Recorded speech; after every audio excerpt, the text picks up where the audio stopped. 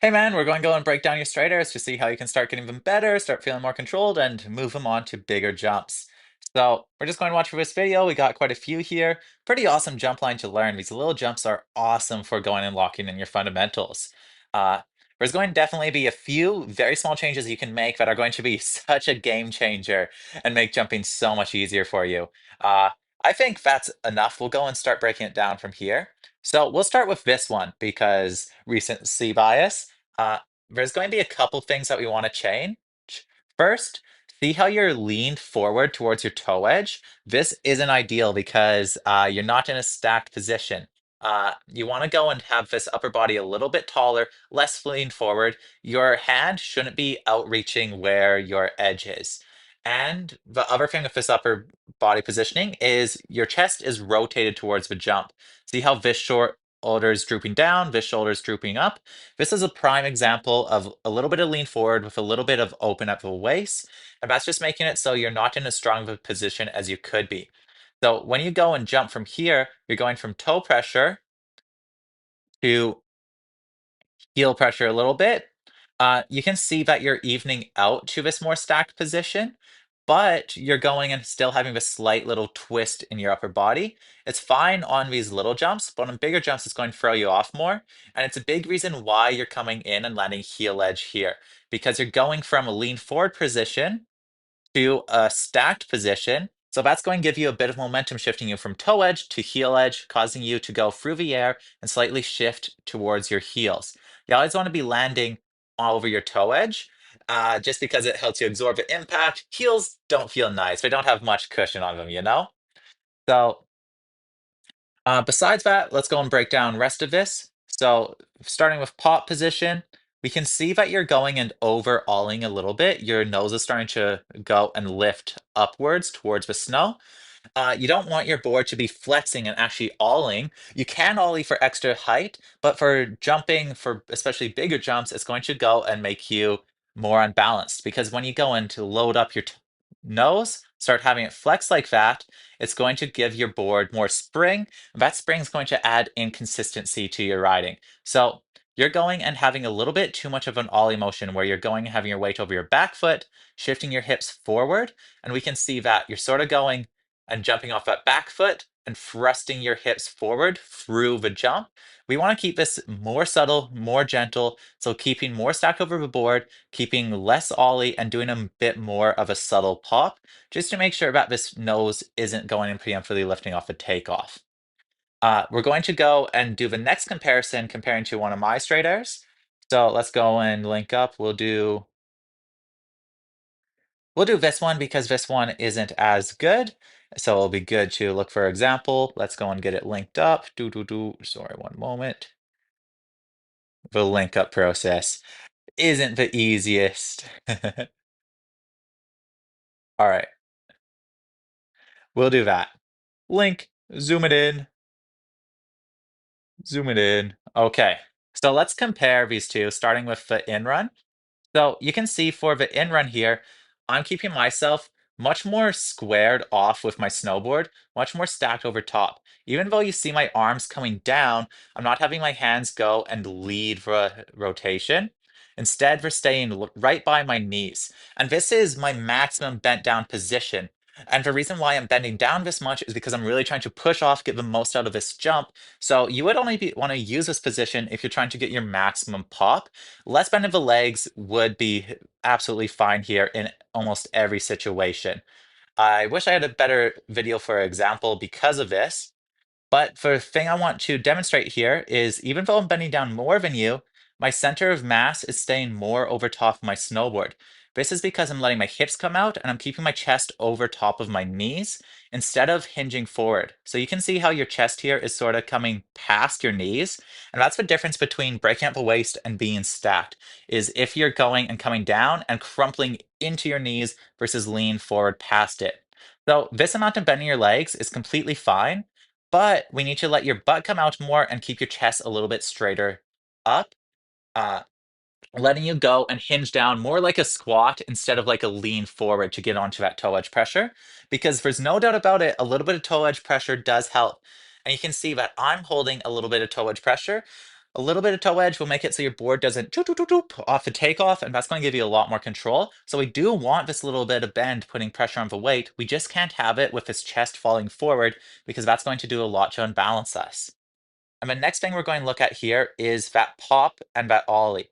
And this is where we can start to see the weakness of the ollie. Because you're trying to do such a big pop, it's adding inconsistency. And for this one, it's doing a couple of things. First, it's making you pop off the takeoff early. We can see that right here where your tail of your snowboard's leaving off the takeoff before it needs to. This is going to lower your maximum air time. It's going to limit control. And this is a great indication that you're going and popping too much. Instead of pushing off the jump, you're popping away from the jump. That's going to throw you off balance and not give you the most height.